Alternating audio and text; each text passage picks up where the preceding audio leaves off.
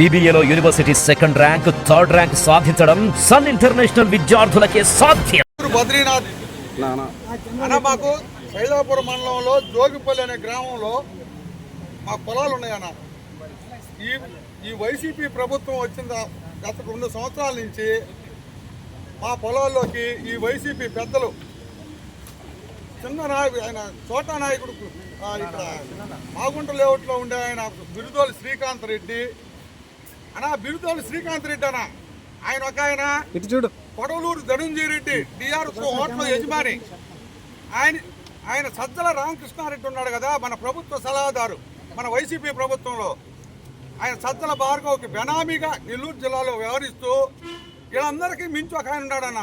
మన పౌర సరఫరాల శాఖ మంత్రిగా కారుమూరు నాగేశ్వరరావు వాళ్ళ అల్లుడు ఉన్నాడు సందీప్ కారుమూరు నాగేశ్వరరావు అల్లుడు సందీప్. వీళ్ళందరూ కలిసి సిండికేట్గా ఆదూరు శ్రీచరణ్, ఒగ్గు కృష్ణయ్య అనే వాళ్ళని పెట్టుకొని అక్కడ మొత్తం మైనింగ్ దందా చేశారు.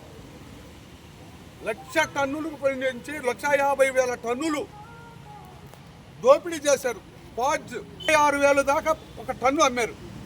మొత్తం 550 కోట్ల నుంచి 800 కోట్ల రూపాయలు ఈ సిండికేట్లో నడిచింది. వీళ్ళు చేసిన పనులు వీళ్ళు అక్కడ ఒక పిల్ల నాయకుల్ని పెట్టుకొని వాళ్ళందరూ పిల్ల నాయకుల్ని ఈ పెద్ద నాయకుల్ని మించిపోయేట పిల్ల నాయకులు కూడా తయారైపోయారు అక్కడ. ఇదంతా కాదు మొత్తం మన నెల్లూరు జిల్లా 6,000 నుంచి 8,000 కోట్లు దోపిడీ జరిగింది. ఇది 6,000 నుంచి 8,000 కోట్లు దోపిడీ. ఎవరు? బిరుదోలి శ్రీకాంత్ రెడ్డి, డిఆర్ఎస్ హోటల్ ధనుంజయ రెడ్డి, సజ్జల రామకృష్ణారెడ్డి వాళ్ళ కొడుకు సజ్జల భార్గవ్. వీళ్ళందరి సమక్షంలో కారుమూరు నాగేశ్వరరావు ఆయన ఎక్కడో ఈస్ట్ గోదావరిలో ఉంటాడు. ఆయన అల్లుడు సందీప్ నెల్లూరు మీద గద్దలాల వాలేరు. వీళ్ళందరూ మా సొంత పొలాల్ని తీసుకున్నారు. అయ్యా ఏందయ్యా అంటే మా మీద రౌడీ షీటర్ ఓపెన్ చేయమన్నాడు. ఆత్మకూరు డిఎస్పీ గారి దగ్గర మా పిల్లకాయల మీద కేసులు పెట్టారు. చేశారన్నా వీళ్ళందరూ. కడుపు మంటనా అన్నా ఇచ్చారన్నా అన్నకి, జగన్ అన్నకి ఇచ్చారు. నవరత్నాలకి 9 సీట్లు ఆయనకు ఒకటి, ఇసుక దందా చేసిన దానికి ఒకటి, లిక్కర్ దందా చేసిన దానికి ఒకటి ఆయనకి ఇచ్చిన సీట్లు అయ్యి. వీళ్ళు కానీ మళ్ళీ కానీ ప్రభుత్వంలో ఉంటే కిడ్నీలతో కూడా లాగేస్తారు.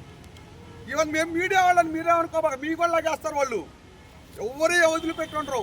దేవుడు మన అందరి వద్దు దేవుడు ఉండి ప్రభుత్వం మారి ఈరోజు మనం ప్రశాంతంగా ఉన్నాం. వీటన్నిటికి మించి వీటన్నిటి మీద నేను సిఐడి డిఎస్పీ గారిని కలిసి దీని మీద కంప్లైంట్ ఇచ్చా. వీళ్ళందరి మీద కంప్లైంట్ ఇచ్చా. వాళ్ళు సార్ మీరు న్యాయం చేయండి, ఇంతకుముందు మాకు అన్యాయం జరిగింది, మీరు న్యాయం చేయాలి అని వాళ్ళు వేడుకున్నాం. ఏం చెప్పారు సార్ వాళ్ళు? మేము దాని మీద ఎంక్వైరీ చేస్తామండి, ఎంక్వైరీ చేసి మేము హెడ్ ఆఫీస్కి పంపించి మీకు అందరికీ న్యాయం చేస్తాము, మీరేమి దిగులు పడద్దు, పోయినసారిలాగా ఉండదు, మేము ఉన్నాము అని చెప్పి హామీ ఇచ్చారు మన డిఎస్పీ గారు. ఇది 3